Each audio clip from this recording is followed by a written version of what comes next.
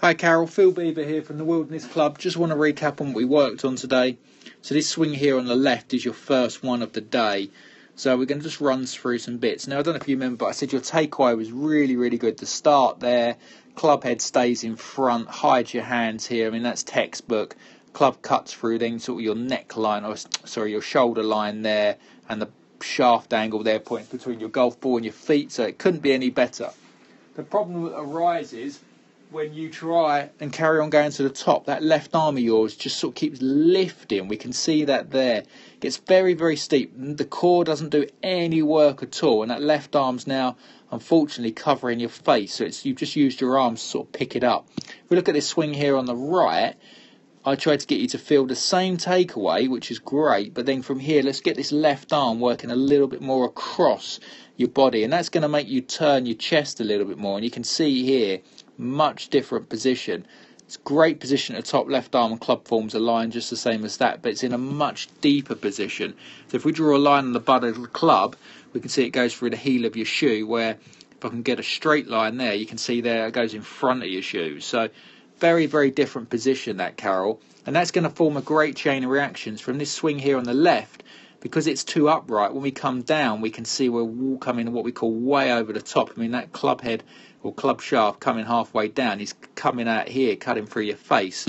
This swing here on the right, because it's in a deeper position, you come down. Look at the shallow in there. That shaft is perfect. It's coming straight above the right forearm. So from this swing on the right now, we're attacking the ball a little bit more from the inside. And we can either hit a draw or a fade, depending on what we want to do. This swing here on the left, unfortunately, because it's coming way over the top, we're going to be working left and across it. Now, I don't know if you remember, but when we got in the room, every single shot, when it stands that square mat, was going left. And not that far, to be fair.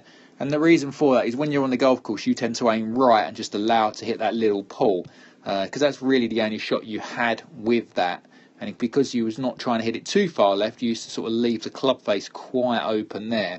This swing here on the right, I want you to turn through it and give it a rip. Really be powerful. So the next part of the lesson we worked on was we put some objects down here like that, like a stick or a bottle of water. And we wanted to try and start the golf ball right. We want to hit the ball right into the net. That is the feeling to get our path good.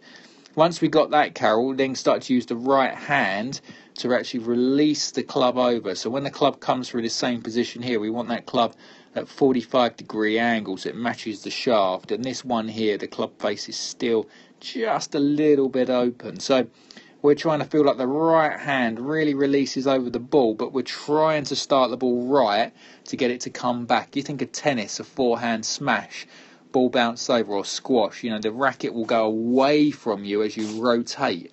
And that's the feeling we're trying to get. It's a very powerful move that we need to get. So that lower left arm at the top of the swing's got it in the slot here. That's allowed the club to drop down there on the correct line.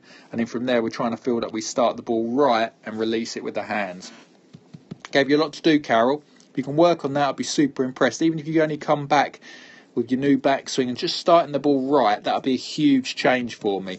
I don't really want you hitting it left. I don't mind if it draws too much left, but I don't want it starting left. So get that golf ball starting right of its target, and it either comes back or it doesn't, and I'll be a very happy man. Well done, Carol.